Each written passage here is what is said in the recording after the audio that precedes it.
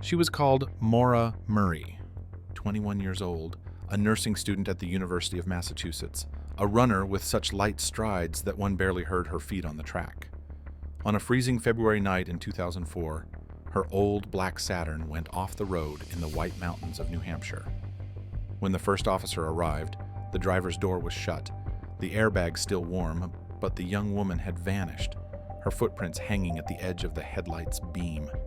Here is, with nothing hidden or romanticized, the extended account of a disappearance that, more than 20 years later, still defies time and certainties.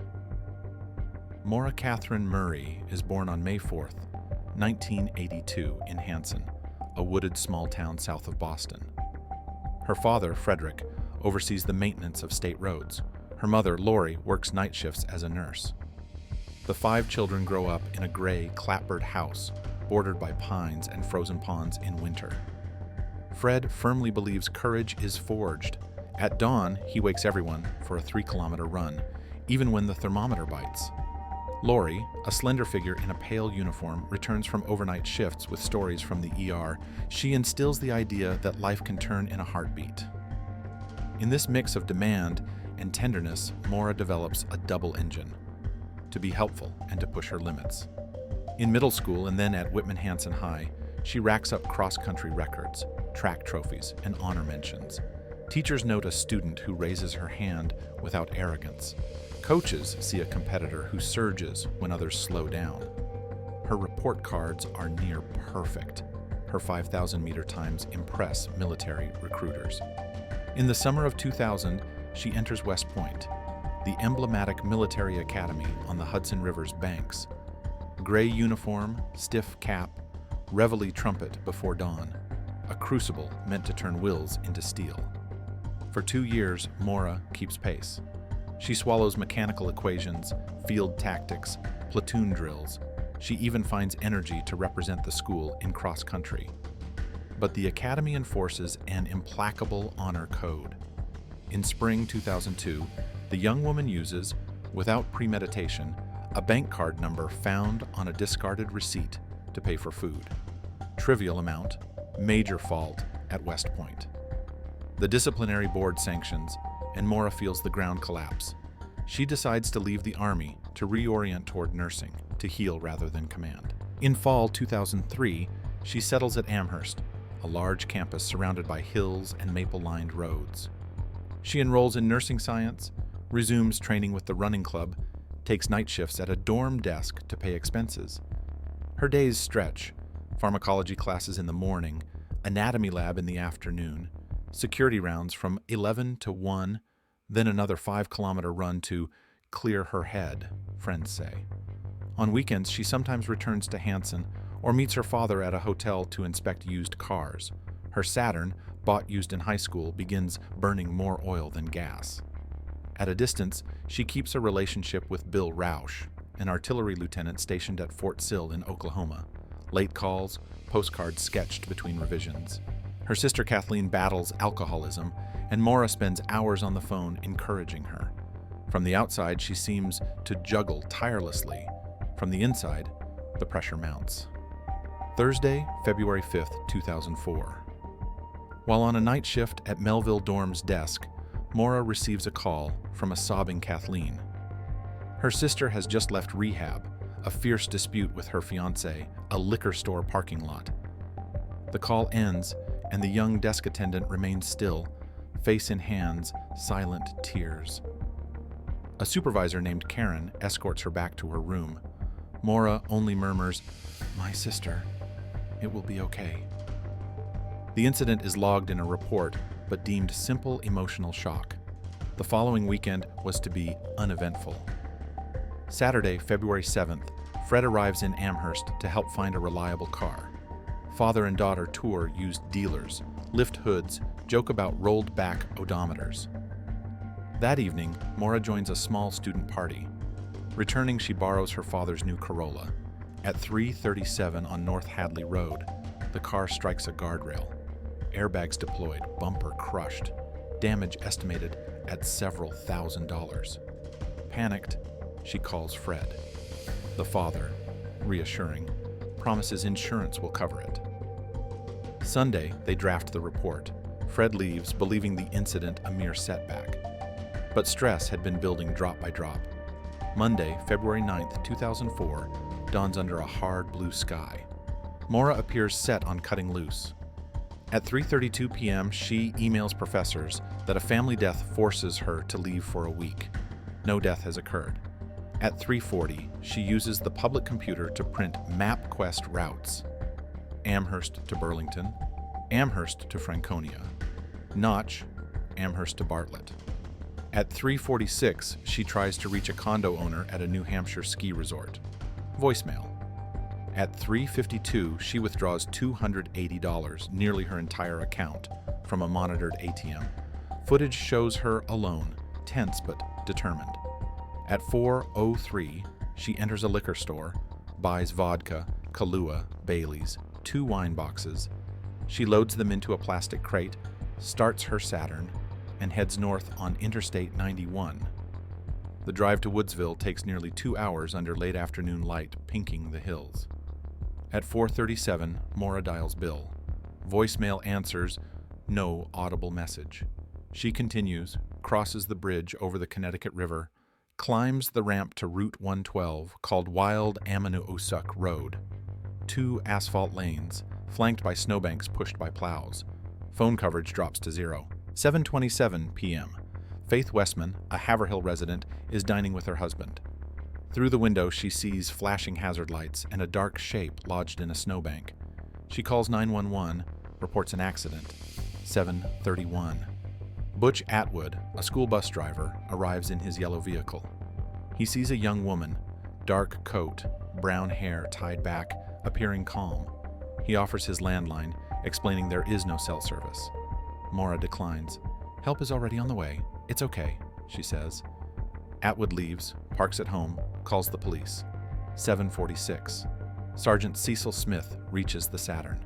The airbag hangs like a deflated balloon. The windshield is cracked on the driver's side. Inside, the crate of bottles is intact. On the passenger seat, a textbook, mittens, a teddy bear. A gray rag is found in the tailpipe, noted by investigators, unclear if sabotage or repair attempt. Around, wind has blown, scattering tracks. A dog eventually scents a trail eastward for 100 yards before halting in the road. The idea of her getting into another vehicle takes shape. At dawn, Tuesday, February 10th, the deployed means are massive. Thermal camera helicopters, canine teams, snowmobiles, divers. The Ammonoosuc River, frozen in spots, is searched under ice. Volunteers knock on doors, inspect cabins, and winter chalets. Fred arrives, eyes sunken, holding his daughter's photo. He promises a reward, begs to search every basement, every barn. Julie, the eldest, a former Army officer, plants blue ribbons along the road. Kathleen, despite fragility, visits AA meetings to post notices. Yet nature keeps it secret. No clothing, no bag, no trace. In the first week, police consider 3 scenarios: accident, then wandering into hypothermia, voluntary runaway, abduction. Loved ones reject the first. Maura was athletic, had alcohol and warm clothes in the car. The second seems implausible. She would have called someone. Abduction grows likely, but with no crime scene, the investigation stalls. On March 19th in Montgomery, Vermont, the Brianna Maitland case explodes. Her car, found crashed into a barn. Driver vanished. Media link the 2 mysteries, calling it a double vanishing. Vermont and New Hampshire police compare notes, find no tangible link, but public fear emerges. Rumors swirl. A red pickup seen near both scenes, a former convict lurking in the border area. Nothing holds under records checks. In the months following, the investigation proceeds in fits. In spring 2005, a nearby pond is dredged by volunteer divers. Sonar catches an old bike, no body. In summer 2006, 2 cadaver dogs alert near a newly cemented basement a mile from the crash. Owners refuse excavation. Lacking a warrant, the slab stays until a future sale, when core samples prove negative. Residents grow annoyed by curious visitors. Some tourists, camera in hand, trespass to film the Maura angle. Private signs appear. 2010 sees an episode of the documentary series Disappeared. Producers recreate the Saturn's route, interview witnesses, film the road under a heavy sky.